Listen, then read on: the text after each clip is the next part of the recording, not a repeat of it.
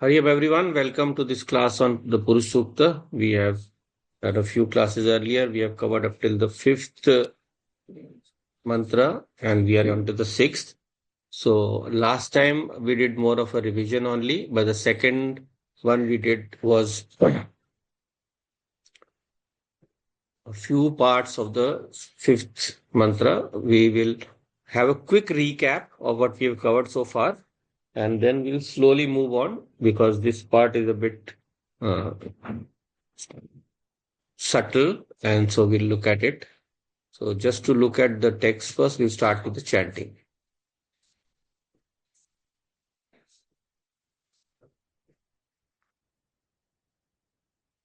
Om Sahnavavatu Sahna Bhunaktu Sah Viryam Karvavahai Tejasvinavaditamastu Ma Vidvishavahai.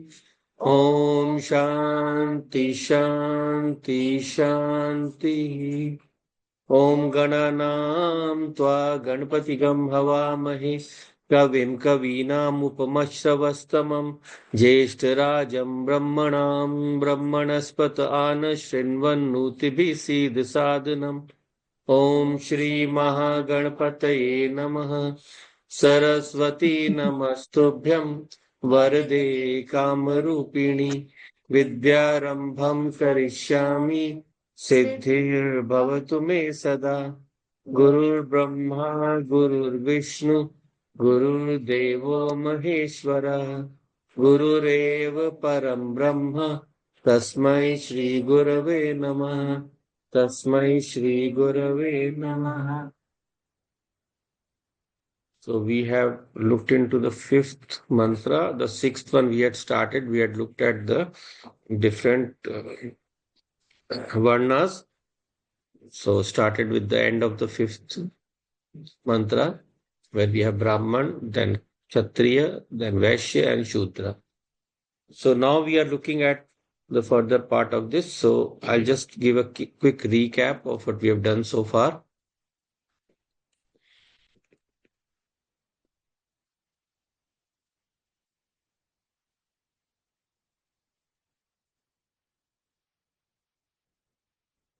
So the Purusha Sukta is a description of the manifest and unmanifest form of the Param Purusha, the Supreme Being, the Supreme Reality. Right? So Purusha is more used in the manifest aspect, but it is said that in its unmanifest also, it's the very same Purusha. So we saw in the first few parts is the Swarupa. What is the nature of this Purusha? So this Purusha's nature was discovered as having a thousand heads, thousand of feet. He covers the whole universe. The whole universe merges within him and is beyond the reach of all the sense organs and the mind, intellect, etc. And also his four padas, his four parts were mentioned. So out of his four parts, the first part is said to be the manifest universe, and the other three are said to be in the unmanifest heavenly realm. The heavenly realm where Satchit Anand, the essence resides, the essence of this Purusha. The essence is one only, but we split it into three for the purpose that when it will manifest, these three streams will manifest. And these three streams we saw in the is expressed in the form of three saptaha, the three thrice seven, 3 into 7, the 21 parts of this stream. So from Sat we have three streams, Chit we have three, and Anand we have seven each from Sat, Chit, and Anand. And then we looked at how this Purusha is manifesting the world, the universe. The world is manifest as a through the yajna. Yajna. Whenever we do any creation, then we do that is done through the yajna. So in yajna we offer something, and that gets expanded manifold. Or basically we do a sankalpa in which we decide what we are going to build or construct or do, and then follows first the offerings to the gods so that they be benevolent towards us, and then the gods help us in accomplishing our tasks. So similarly, the gods also are born out of this same Purusha. So when this yajna is being done, there are two aspects. Right, there are two aspects. One is the material aspect. that consists of all the universes that will be born. Other is the conscious aspect. The conscious aspect is the devas. The deva is the shining light of consciousness. So whenever this one single consciousness takes up any single duty or task, it takes on that name of the doer of that task, and that is the deva.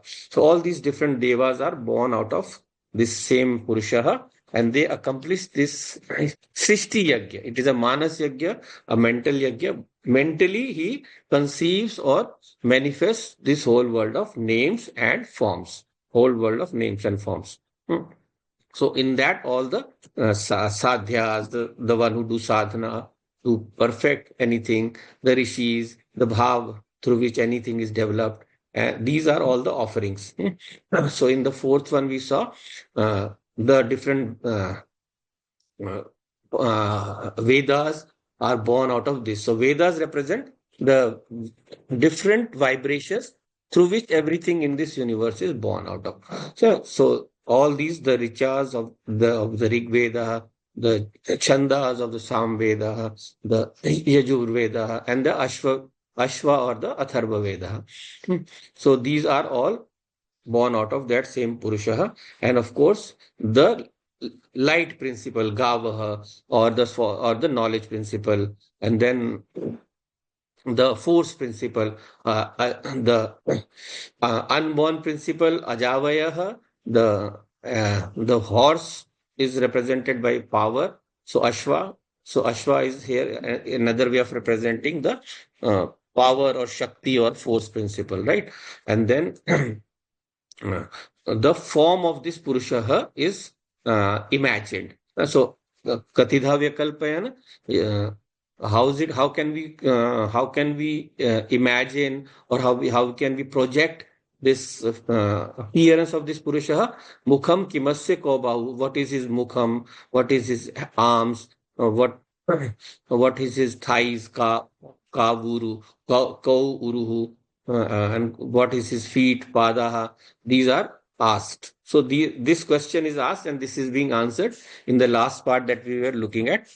So what is it said here? Brahmano mukhamasi. So Brahman is born from the mouth. So the mouth represents the knowledge aspect. So Brahman looks after the knowledge of any kind of society. He ensures that the people fall in line according to their different duties and castes, and he assigns to them their different duties, right? Even the king seeks help from him, the Kshatriyas, even the Vaishyas, they seek help from him, what kind of puja to do to propitiate different gods. The Shudra seek help from him to help them understand what they want, what they are supposed to do. And so in this way, all these four varnas, they form the cohesive unit of the society, so that society can function in a smooth way, right? So for the society to function, we need workers, we need traders, merchants, we need the warriors who will protect, and we need the Brahmana who will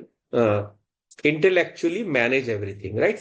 So just like we are having this Kumbh Mela, you need the Brahmins to manage everything. No, they will manage all aspects. No, they will look after who will enter the Snan, who will do what when. So maybe sometime if we missed this Kumbh, we can try to understand more about this Kumbh in another class or later on.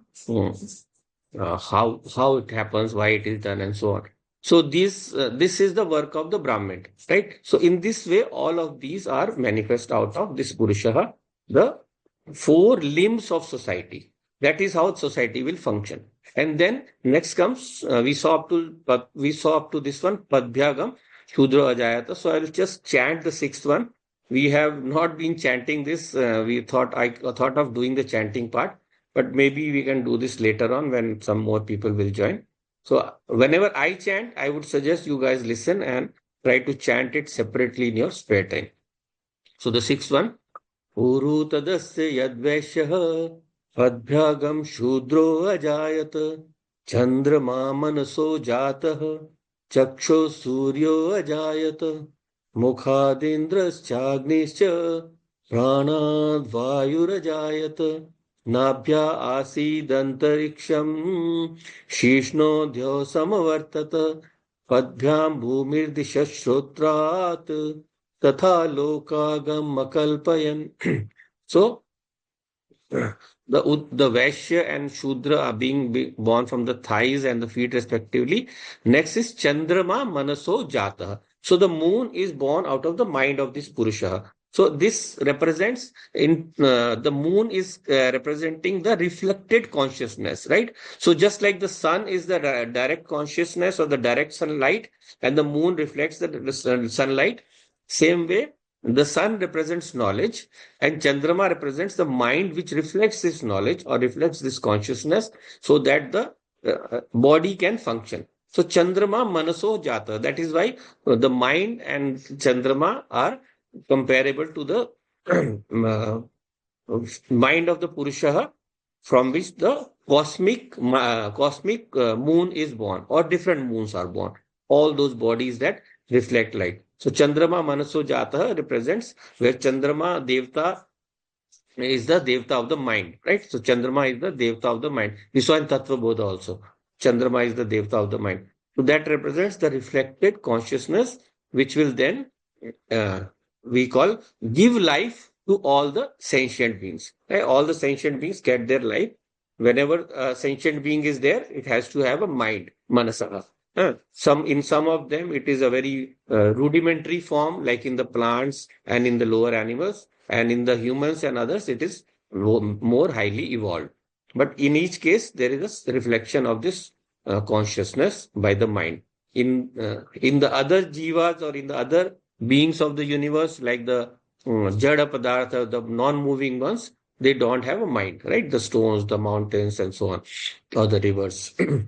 And then chakshoho surya ajayata. So from the eyes is born the surya. So from the cosmic Purusha's eyes, the Surya Devta is born. So Surya is the Devta for Chakshu also, if you remember from Tattva Bodha. So Surya is the Devta. Why? Because through Surya only, through light only, the eyes can function. Without light, eyes cannot see. Right? So that is why everything is intimately connected to the logic of how things function.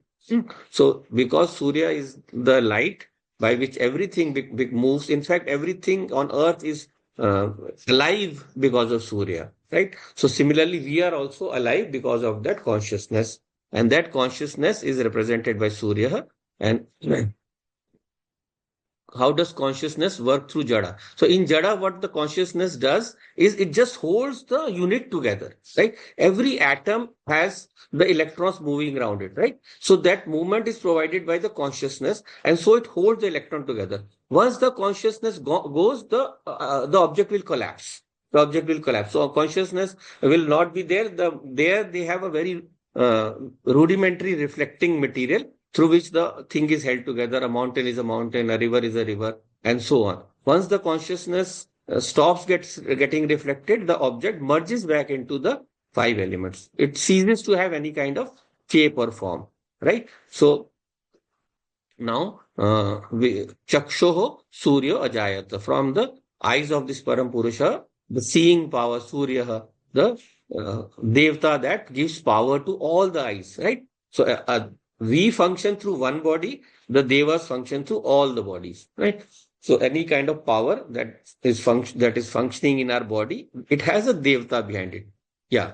So in the human body, we have the Surya Devta is functioning through all of our eyes. That is why if we do a Surya Devta Upasana, we can catch the vision of a lot of people, of all the people also. Right? If you do Surya Devta Upasana, more and more people will have a common vision with us. They will get united in their vision with us. We can do something bigger, something more vaster once we do Surya Devta. We have this tradition in our culture also. No, morning you give you give arghya, you give water to Surya Devta, or at the end of a homa when you do a yajna, the water that you take in the yajna that you take in that pot that you use for the havan, that you at the end you go to Surya Devta and you offer it, right? So that is why we worship Surya Devta. We worship that higher universal consciousness so that it may function through our eyes and give us a grander, more beautiful vision, right? And then Mukhad Indras Chagnishya. So beautiful if you understand this. Through one mukham, two devtas are functioning. What are the two devtas functioning? From mukha, indraha, and then agni also. So how? Because in the mouth we have uh, two sense organs functioning, one karmendriya and one jnanendriya. One karmendriya, one jnanendriya. So which is the karmendriya functioning? That is the vani, vachaha. So vani does what? Vani expresses whatever knowledge your mind has. You study something, read something, understand something, then through Vani you express it. Then you can teach it. You can become a teacher. So Indra represents what? Indra is the Devta of Vivek. You will find it in many places in the Veda. If you learn how to catch the symbols, right? It will come again also in this very Purusha Sukta also. Indra as Viveka. So Indra represents the power to discriminate, the power to know right from wrong, the power to separate the right from wrong or real from unreal. That is Indra. So Mukha represents the speaking power. The speaking power expresses what the mind conceptualizes. जो भी mind में मन में एक धारणा होती है हम उसे वाणी के द्वारा एक्सप्रेस करते हैं वाणी के द्वारा हम उसको अवमोदन करते हैं तो जब whenever we are expressing something through the my mouth that is Indra functioning. It is Indra functioning. And then Agni Hicha. So Agni is what? Agni is also the Devta of speech. If you remember from Tattva so there Agni is the Devta of speech. That is why we say the speech is fiery because speeches can ignite people to action. It can make people do things. Sometimes, someone is not even thinking of doing something. Along comes a very beautiful orator, very effective orator, someone who can speak very well. बहुत अच्छे से बोलने वाले लोग. And they can move people to do things that they had not even thought of doing. So that is why anything, it may be for dharma, it may be for conquest, it may be for energizing society, doing something good for society. These orators can move people. That is why this Agni also has this, Agni is also the power that can energize people. Agni is energy, the energy principle, right? So of the five elements, they are five states of matter. So Agni is the energy state of matter. So from Mukha, Indra and Agni were born. From the Param Purusha's Mukha, Indra and Agni were born or are born because it is a constant process. It is not something that happened in the past or is not happening now or will not happen in the future. It is a constant creation. And then Prana Vayur Ajayata. So the life force, Pran, the life force that moves within us, it needs something to propel it. That is Vayu. Whenever Vayu is not there, you would like. Whenever Vayu is not there, the Prana will stop functioning. So Vayu and Prana are intimately interconnected. So that is why this from the prana of the Parampurusha, Vayu is born. Or you can say Vayu is the sustaining force that holds the prana. Right? So in this way, these two complement each other. Pran and Vayu. So we also say Pran Vayu as for the Pran itself. They are synonyms, you can say. So Vayu Devta is the Devta of Prana, and he is the one that moves this Prana or gives life or sustains. We say oxygen, but physically you can translate that to Vayu, the common air. So this oxygen it is that keeps us alive. And it will be different for different beings. For us, it is oxygen. For other beings and other kinds of things, there are different parts of this. For the plants, they use the nitrogen of the atmosphere and so on. And then Nabhya Asit Antariksham. Nabhi is the center of your stomach. And from it, what goes out? Nabhi se kya nikalta hai? All the nerves. So this is the center that controls all the nerves, right? So Antariksha is what? Antariksha is the sukshma part, the subtle part of the universe, right? So Akasha. So Antariksha also represented by the combination of the four Antakaran. So the four Antakaran, Man, Buddhi, Chitta, Ahankar, they control all the faculties. So similarly, this nerve center, the Nabhi, is the controlling center for all our sense organs. Nabhya Asit Antariksham. So Antariksha Devta is born out of the Nabhi, or he is the one that looks after the Nabhi, the central part. And then Shishno Dhyo Samavartaha. So from the Shirsha, from the head, Dhyo, the Dhyulok, the Swarga is born out.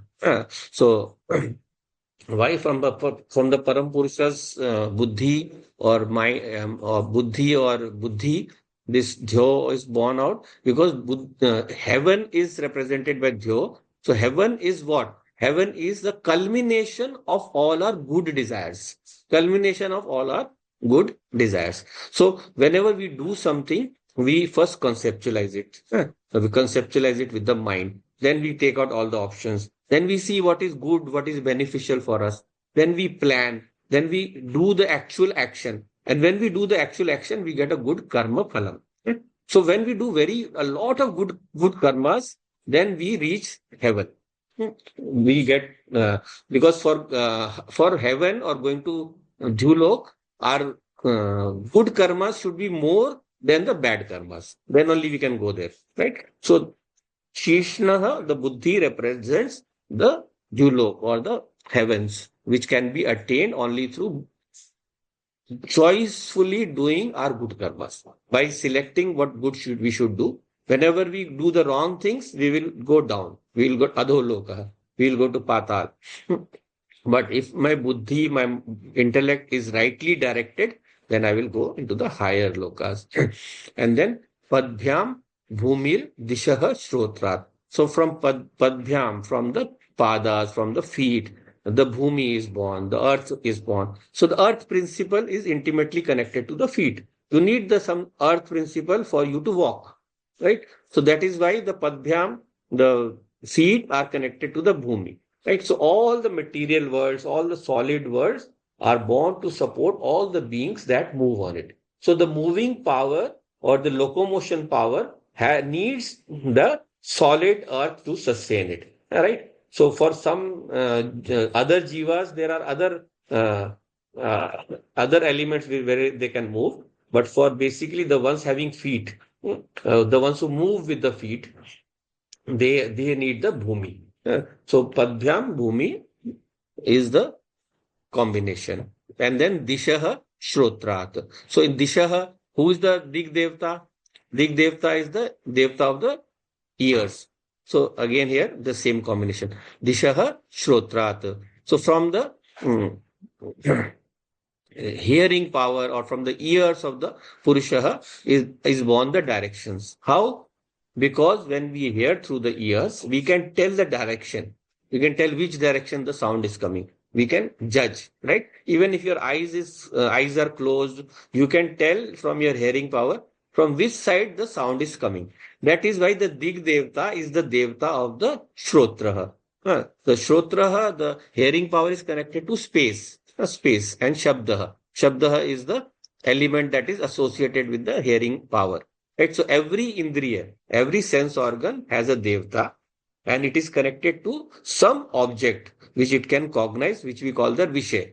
Right? So Shabda is the vishay of the Shrotra, and then at the third level, the adhibhautik or the material level, it will be connected to one of the elements. So what will be the element? Space here. So space is connected here.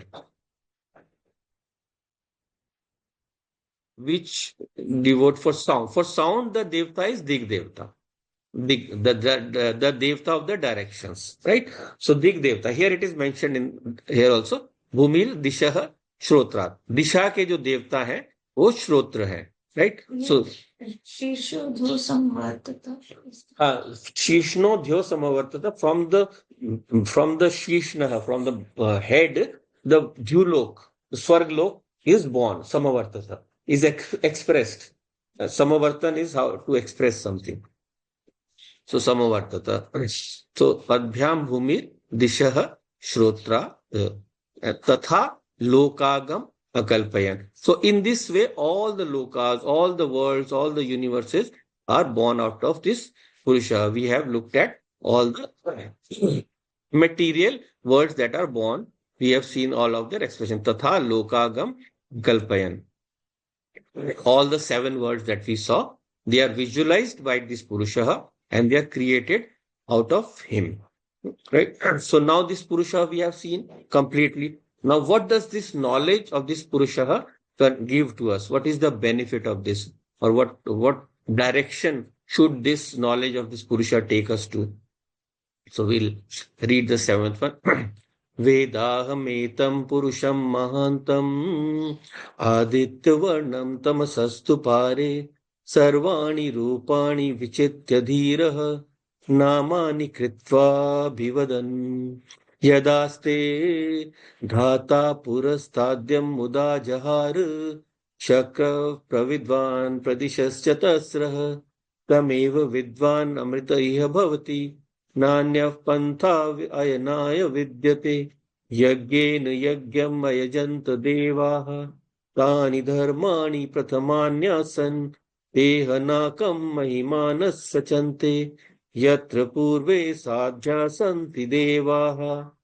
So, Ved, Vedahametam Purusham Mahantam. So, whoever knows this large, this Virat Purusha in this way. Ved, Aham, Etam, Purusham, Mahantam. So, Ved is to know, Aham is me, Etam this, Purusham, this Purusha, Mahantam, this Vishal Purusha. So, whoever knows this Vishal or this massive Purusha in this way, whoever knows that this Purusha is the one from which everything is born out of, who creates everything, who expresses out everything out of himself, which we have shown so far, what will happen?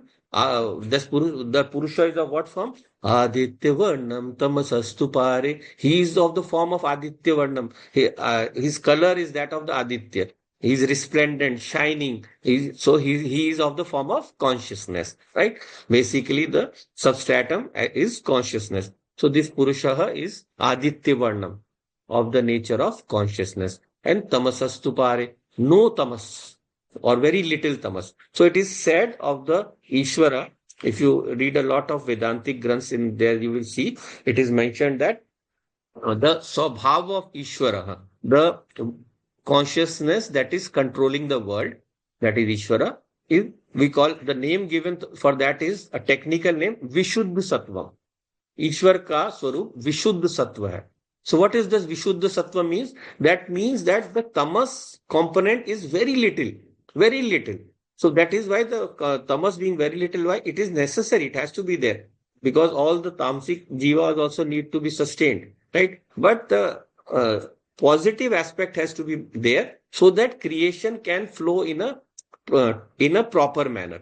The tamasic elements will disrupt the creation, but the sattvic elements will sustain the creation. So God needs more sattvic people or more sattvic element. So that is why he himself, his nature is of Vishuddha Sattva. So tamasastu pare, beyond tamasaha or very less tamasaha. So that is why we saw earlier also, no, that abaddan purusham pashum. So in this yajna, the Purusha releases the Pashu. So all the Pashu vritti, all the lower tendencies are released or separated or kept aside or suppressed, right? So that is why for this Purusha, it is necessary that he be the upholder of Dharma, right? Otherwise, that is why for all the avatars, it is said even in Gita also, Sambhavami Yuge Yuge, the concept is what is given. धर्म संस्थापनार्थाय तो धर्म संस्थापनार्थाय संभवामि युगे युगे, for the establishment of dharma, for the establishment of the law of the universe. Lord is present in different creations. He comes again and again to change any disruption in the creation. So whenever the evil increases, then he comes to destroy that evil. That is when he has to take avatara, when he is forced to take avatara, when the human beings available here are so much caught in their own selfish tendencies that they forget to nurture the universe. They forget to nurture the nature which is holding them. So that is why the Purusha, he takes avatara. He gets born, even though he cannot be born. We'll see here also. He cannot take birth. Right? He doesn't need to take birth. He's ever present. But he appears. He takes a form. He takes some form. And then he teaches us. Sometimes as a teacher of dharma by being the morally correct person as Ramaha. And sometimes being the destroyer of all evil as Krishna. So all different forms he takes. Sometimes for removing one single discrepancy, right? So sometimes a devta, some avatara will come for destroying one particular devta, Rakshasa, sorry. So like Hiranyakshipu for protecting against Prahlad. So as Narsimha Avatara, he took Avatara, came out of that pillar, and that is a very Vedantic story also. Sometimes we can see very, very beautiful. So when we see the whole Narsimha Avatara story, we can see all the aspects of Vedanta in that. So, Namani, this Aditya Varna, Tamasastu Pare. This is how we should know this Purusha. Ved Aham Etam Purusham Mahantam Aditya Varnam Tamasastu Pare. And then Sarvani Rupani Vichitya Dhiraha. So, this Dhira Purusha, who knows this Purusha, what does he do? He says Sarvani Rupani, all the names and forms of the universe, Vichitya. He separates. Vichitya, Vivek. So he separates from this Purusha. He sees clearly that all these names and forms are mere projections from that Purusha. The Purusha, in its essence, is the unmanifest reality, right? So from that, the names and forms get manifested. So Sarvani Rupani Vichitya Dhiraha, the Dhir Purusha, the person of intellect, the person of Viveka, by his Viveka, Vichitya, he can mentally separate the essence from the name and form. So anything that he sees, he can say, yes, this is an object, this is his name and form, and I can see behind it is the Satchitanand. So in every object, he is able to see that. So that is how we should know this Purusha. Vedahametam Purusham Mahantam. And then what? Namani Kritva Bhivadan Yadaste. And then he also understands that all of these names are born out of that reality or are expressed out of that reality, if you want to use a proper word. You see, different scholars or different logicians use different ways of expressing. One way is saying that since the reality is of a uniform nature, these names and forms are expressed only as a what we call mithya, as a appearance. They are not real, right? So one, because that would mean that the reality has split into parts. So the reality cannot be split into parts.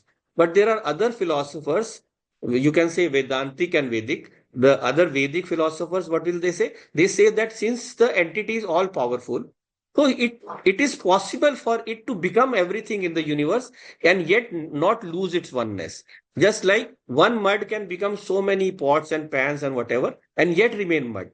So that is their way of looking at it also. You can look at it either way, nothing is wrong. That is why in Vedic parlance, uh, two opposite seeming things can be true once we understand the essence. We have to know the essence. Once the essence is known, then you can understand the concept. So Namani Kritva, the names and forms, either the Purusha becomes the names and forms or the Purusha projects the names and forms. Both are correct. You can understand either way. Namani Kritva, Bhivadan. They are expressed out of that. Yad aste, whatever are there, whatever exists. Yat aste. Aste means hai, exist.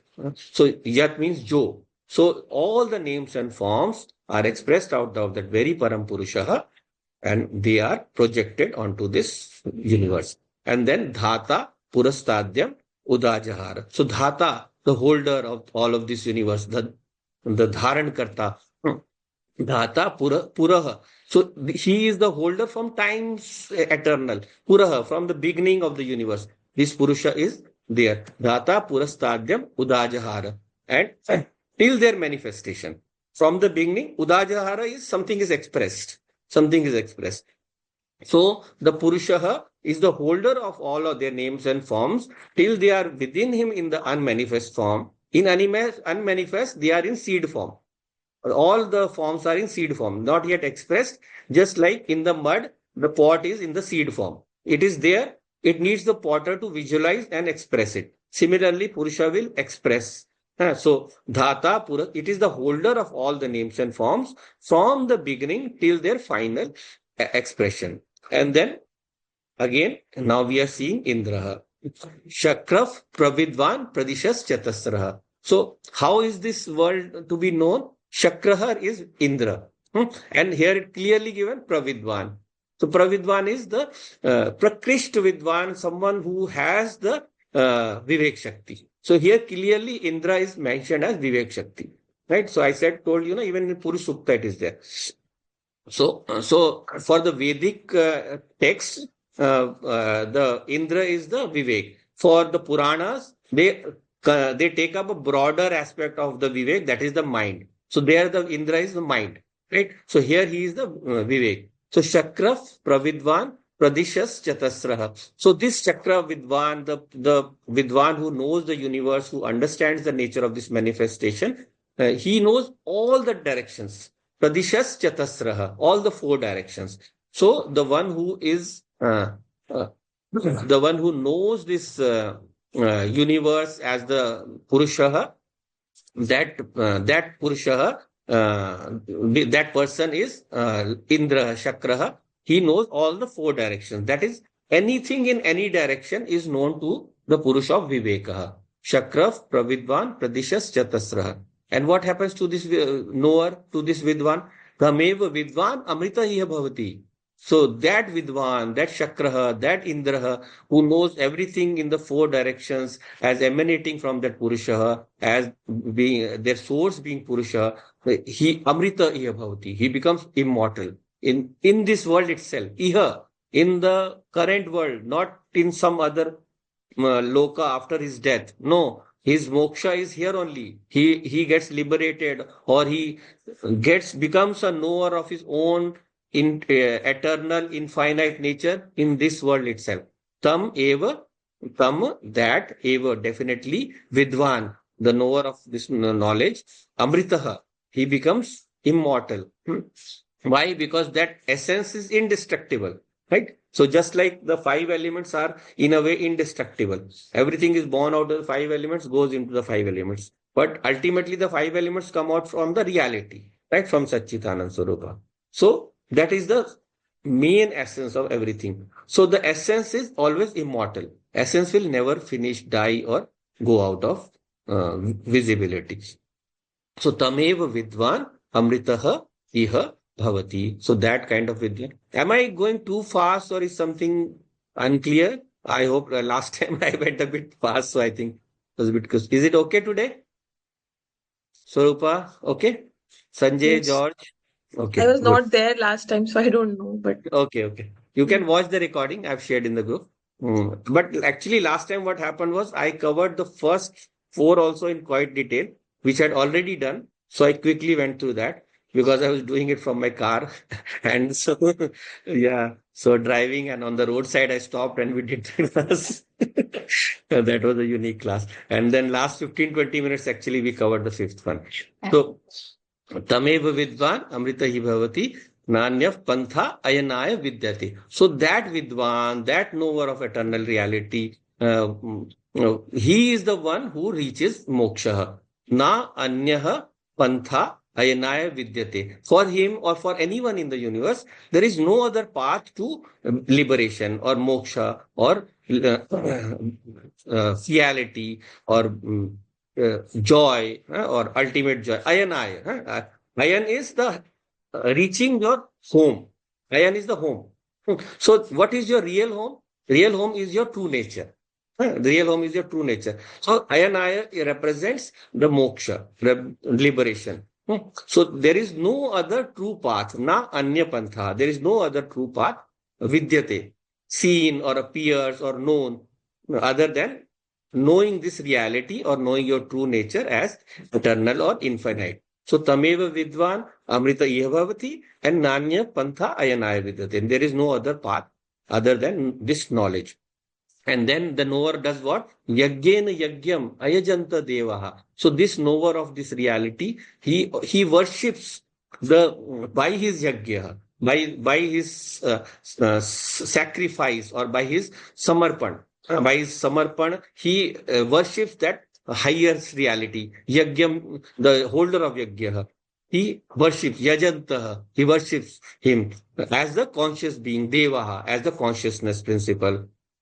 So the knower of this highest knowledge, he worships or he offers himself to the highest reality. What does the offering mean? The offering means giving up my limited nature and accepting my higher nature. And in this way, I give up all my limitations. I give up all my fears, all my pains, and all my limitations. So once I surrender my limitations, I become something bigger. Just like when I surrender myself to my parent, we took my parents, we become a family. We can achieve more together. We have a larger essence. Similarly, when I sacrifice myself to my society, I do some work for the society. I help the people in need. Then the society becomes my family. I have a larger existence. My essence becomes more larger. So similarly, we can go on bigger and bigger till the world and the whole universe and all the higher beings also. So this way, the more we sacrifice, the more we give up our lower nature, the higher we reach in our conceptualization of ourselves, the higher we reach. Yajnena yajnam ayajanta deva. And tani dharmani prathamanyasan. And then I can see clearly that tani dharmani, all the laws of the universe, tani dharmani, prathamanyasan, they were born out of that Purusha only. Right? Anything in the world cannot move without these laws. If you can just change the gravitational constant by a few points in either direction, the whole universe will collapse. You can change the speed of light in any direction, everything will collapse. So all these constants are held by some conscious force. We say that whenever there is a law, there has to be a holder of the law. Someone who makes the law, there has to be an upholder of the law, right? So whenever we have, let's say we are studying in college and uh, there is an administrative council. So the council has to be there to make the laws, to uphold the law. That has to be a conscious entity managed by people. It cannot be just a signboard or something that everyone will obey. No, it has to be a conscious enforcer. So that is why we say that there are so many laws in the universe. So there must definitely be a conscious entity that is the holder of these laws. That is the one we call Ishvara. That is the Lord.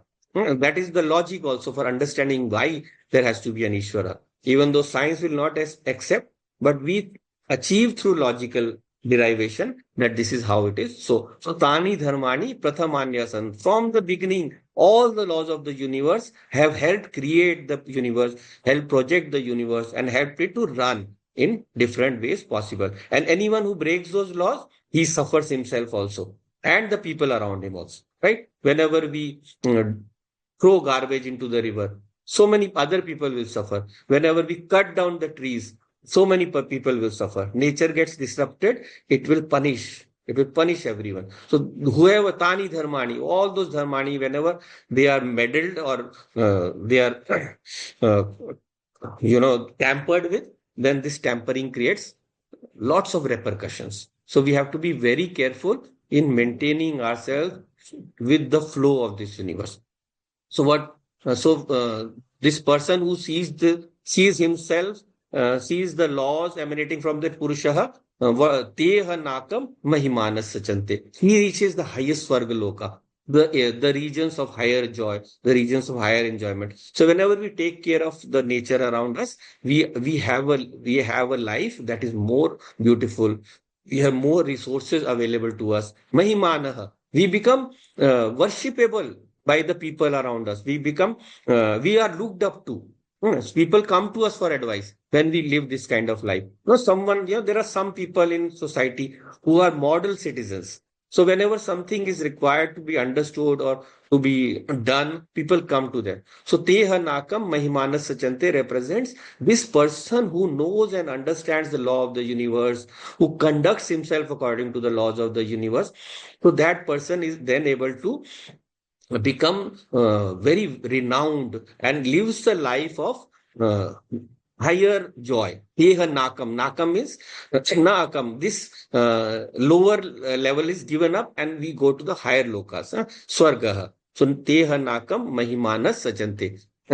Yatra Purve Sadhya Santi Devaha. So this reality, this that is known earlier, who realized it? They were the sadhyas, the one who had done sadhana, the ones who had visualized this world and projected it, the ones who had helped Purusha. So the person who is aligned to nature, he connects with those higher sadhyas. He's through sadhana, he is able to connect to those higher sadhyas. So from them, he is able to get guidance. Right? Lot of times we know a lot about how we should conduct ourselves. कैसे हमें क्या करना है, कब क्या करना है. But sometimes we get lost. So we meditate and we ask. Sometimes it is the visible people around us, our elders, are more experienced. Otherwise, through a meditation, or even if you are religiously inclined, you have a book, your favorite dharmic book, and you just keep it with you and you open any page. Just close your eyes and open. And I guarantee you, you will find guidance. Guidance.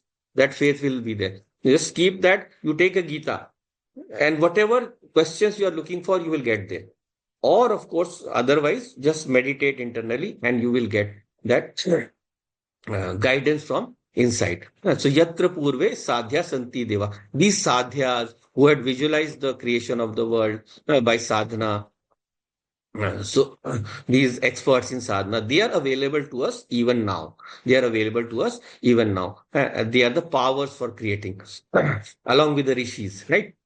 So rishis and sadhya santi devaha. So when you connect to these sadhyas, santi, you become devaha. You become like the devas. You can function through multiple bodies, right? Just like the devas can see through multiple bodies, hear through multiple bodies, you also can, when you become aligned to the universe, function through different bodies. They become aligned to you.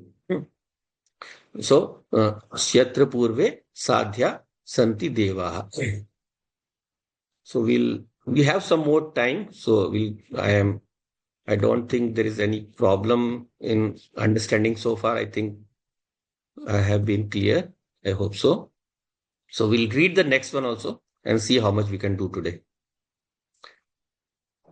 अभ्यसम्भूतः पृथिव्यरसाच विश्वकर्मण समवर्तताधि तस्य त्वष्टा विदधद्रूपमेति तत्पुरुषस्य विश्वमजानमग्रे वेदाहमेतं पुरुषं महान्तम् आदित्यवर्णं तमसः परस्तात् तमेवं विद्वान् अमृतः भवति नान्यः पन्था विद्यते यनाय प्रजापतिश्चरति गर्भे अन्तः अजायमानो बहुधा विजायते.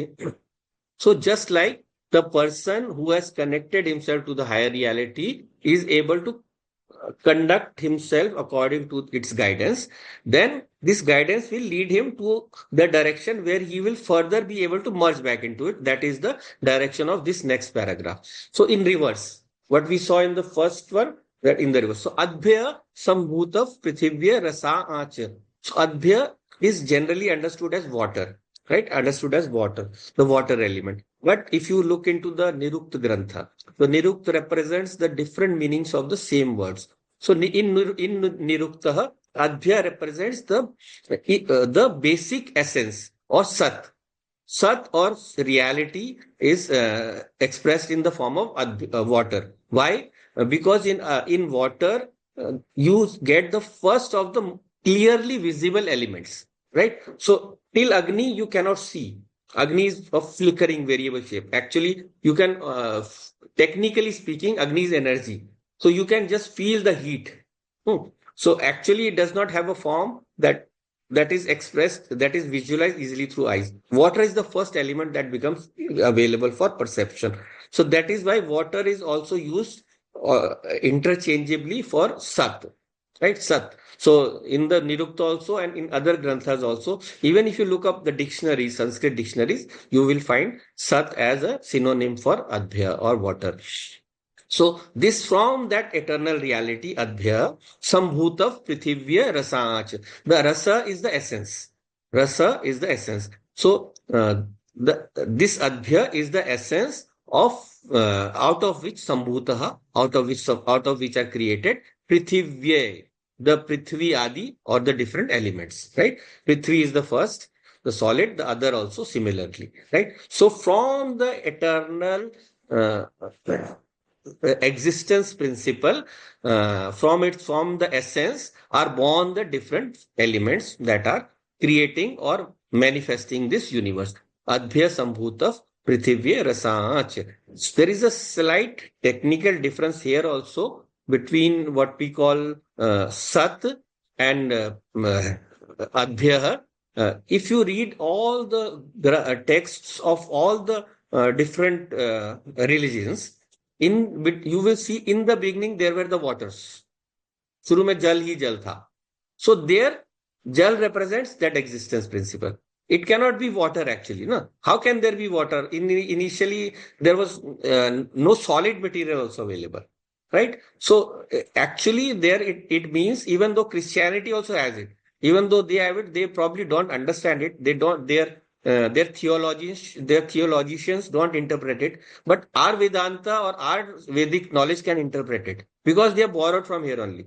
They just copy it, but they don't know the real essence. So Adhyaya represents the initial existence principle, but the difference between Sat and Adhyaya is that existence is the unmodifying, changeless essence. It will be there when there is no manifestation also. But whenever the manifestation starts, water or the visible form of the existence or the first part from which everything will come out, that is water, right? So Sat is there in the unmanifest also, and Adhya is when the manifestation will start. So that is the point when Adhya is used for that portion. So Adhya will never be used for the unmanifest realm. So Adhya Sambhuta Prithivya Rasat. From that eternal existence principle are born the five elements. And then what is done next with those five elements? Vishwakarmana Samavartatadi Vishwakarmana. The Vishwakarma Devta, the one who fashions the different shapes and forms, the one who creates. We know we worship Vishwakarma Devta as the Devta of tools and mechanics. If I think those who are in Bengal, they know Vishwakarma Puja, and Assam also we do. So there also, it represents Vishwakarma is the Devta. He is another form of Brahma only, Brahmaji. So Vishwakarma Devta represents the fashioning out of the different objects of the universe, out of their basic materials. So just like you can take a wood and from it we can create a table, that table is created by Vishwakarma Devta using tools. That is why in Vishwakarma Puja we worship tools. We worship all the tools of the trade. Vishwakarmana Samavartatadi. By this Vishwakarma Devta or this creating faculty, this fashioning faculty comes into being, Samavartatadi. It takes up the duty, Adhi. It becomes the Adhishthanam.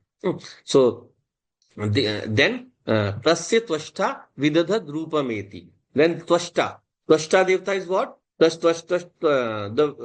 Vishwakarmana will separately fashion all the objects, and Tvashta is the one who can separate one from the other, right? So whenever you make something, whatever is left, you have to separate, right? So that separation is done by Tvashta. Tvashta, in the Vedic parlance, Tvashta is the one, or Tvashtari. He separates into four quarters the Purusha also. He does the job of separation. So what are the four quarters? The manifest realm is one, the three are the unmanifest. So there Tvashta is functioning. So Tvashta does the job of separating the different materials that are created in the universe. So that is how the creation goes on. Vishwakarmana and Tvashta together, they always work. Right? So Adhya Sambhuta Prithivya Rasaj Vishwakarmana. So Tat Purushasya Vishwam Ajanam Agrehe. So that Purusha only is there fashioning power, is only there. He's the builder of the worlds. The Purusha. Tat Purushasya, that Vishwam is all, everyone. Ajanam Agre, they follow. So the Purusha is followed by all of these beings, right? So Vishwakarmana and Tvashta, they follow Purusha. They take their guidance from Purusha. So in this way, now we are looking at the manifestation, right? The manifestation. So who knows this manifestation? What happens to him? Vedaham etam purusham mahantam. The one who understands that through the Purusha all the elements are born, and then the Purusha using his different powers of Vishwakarma and Tvashta fashions the different objects of the universe. Vedaham etam purusham mahantam. The one Ved is, I know, we saw this same line is earlier also. Just the grammar is slightly different. So one who knows the this Purusha Mahantam, this Vishal Purusha, Of which form? Aditya Varnam Tamasa Parastat, we saw earlier also, of the nature of consciousness and far away from tamas or the darkness or the negative forces, tamasa parasta. Tameva Vidvan Amrita Iha Bhavati. He becomes immortal. That Vidvan, he becomes immortal in this world itself. Tameva Vidvan Amrita Iha Bhavati. Nanya Pantha Vidyate Anaya. So there is no other path to liberation. Same thing is repeated as in the earlier verse, right? So first is the one who understands everything merging into the Purusha, and then second is one who understands everything emerging out of the Purusha, right? Both faction, both ways. So for that person is the real liberation. That whenever I see something, I can understand that it is coming out of that highest reality. And then whenever even if I don't see something, then I know that the highest reality is there and it has the potential to manifest everything. These are the two faces of the Purusha, the two sides of the Purusha, the two sides of a coin. So Nanya Pantha Vidyate Ayanaya. So then the different devtas of the created universe will come into being, Prajapati and so on. So that we'll look into this one. This verse will go with the next one. So we'll look at it in the next class. So so till now we have seen today that how the Purusha is done the Srishti Yagya, created the visible universe, and then the knowers of this Purusha become liberated or merge into their highest essence. And this essence has twofold nature. The one by which everything existing is to be merged back into that essence, and then by understanding that from that essence everything has been projected outward also, both ways. So, Sameva Vidvan Amrita Hi Bhavati. That kind of person becomes immortal here. Sameva Vidvan Amrita Hi Bhavati. So, we'll wind up for today. Om Purnamadav Purnamidam Purnat Purnamudachyate Purnasya Purnamadaya Purnameva Vashishyate. Om Shanti Shanti Shanti. Hari ओम श्री गुरुभ्यो नमः हरि ओम ओम तत्सत